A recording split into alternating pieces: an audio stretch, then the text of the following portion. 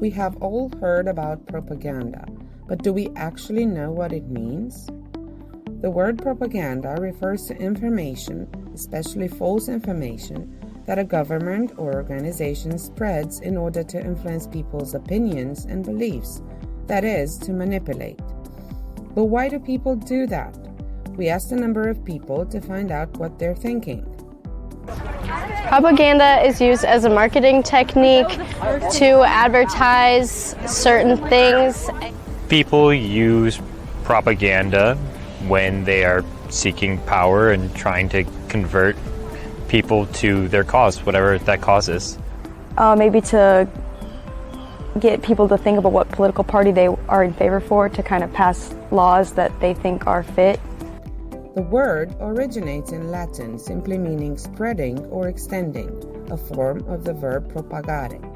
So propaganda was initially perceived as a neutral term, used to define the process through which knowledge was spread. In this respect, propaganda could be a good thing, isn't it? Teachers use it every day to promote values and healthy habits, for example. Different groups in our societies use the same to support social causes or to empower minorities. Recognizing and understanding propaganda strategies are important media literacy skills. Propaganda is most obvious in our everyday lives. You are constantly exposed to messages that try to convince you to buy different goods and services. So one very good reason for propaganda is money. Take this ad and notice how it lures people into believing that Old Spice is the best perfume a man could get. What does a man do next? Pay money for it. But one stage where propaganda and manipulation are massively used is politics.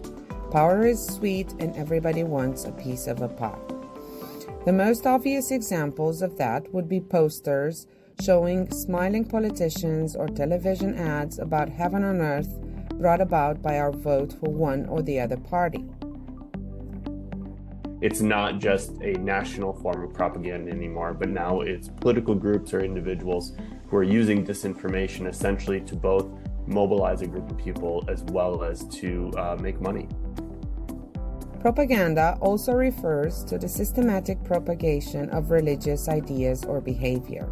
It has been used for centuries to promote different religious views or new concepts, spread religion, and justify any religiously driven conflict. Propaganda actually flourished during the 20th century when ideas like fascism or communism thrived. More recently, ideologists are still using propaganda whether to support or go against movements such as LGBTQ rights, Black Lives Matter, Me Too, and others. But how does manipulation really work? We did our research and found out that Alfred Lee and Elizabeth Lee classified the propaganda devices into 7 major categories. The first one is name-calling. This technique consists in giving a bad name to a person, a group, an idea, or an event. A politician could be telling the truth, but after being labeled with derogatory names, you could feel less likely to believe him. Then, there are glittering generalities. This technique uses fancy words with vague positive connotations like freedom, progress, values instead of practical information. Think of Let's Make America Great Again for the elections or creamy, dreamy, icy, chocolately for the McDonald's ad. Third, we can think of transfer, whereby something is shown as symbolic for something bigger. Think about how all of a sudden Pepsi started advertising eco-friendly cups, or Apple promoted its plan to save the planet by 2030, just when the whole world became interested in fighting climate change. Testimonials use celebrities, experts, or relatable people who will convince you that a product or idea is good. That's why you see Taylor Swift drinking Diet Coke, Ed Sheeran eating ketchup, doctors promoting healthy lifestyles, or a kid next door worrying about the community football field.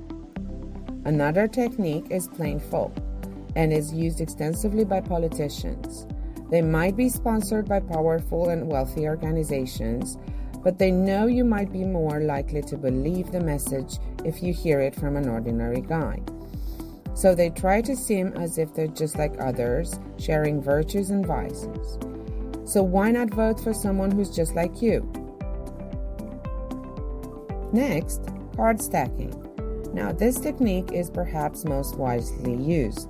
To fool an audience, sometimes the message will only show the good parts while silencing the bad.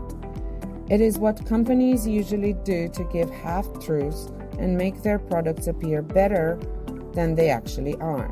For instance, some companies may cleverly conceal hidden charges and only talk about the benefits they bring. Last but not least, let's not forget the bandwagon.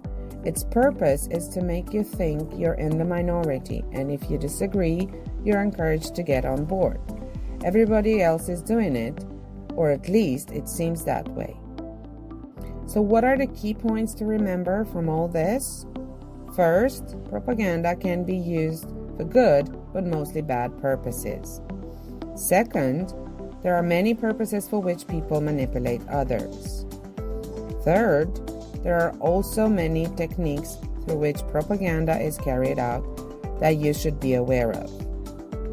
It is important to recognize propaganda so you can avoid being manipulated. So don't fall for it and be smart.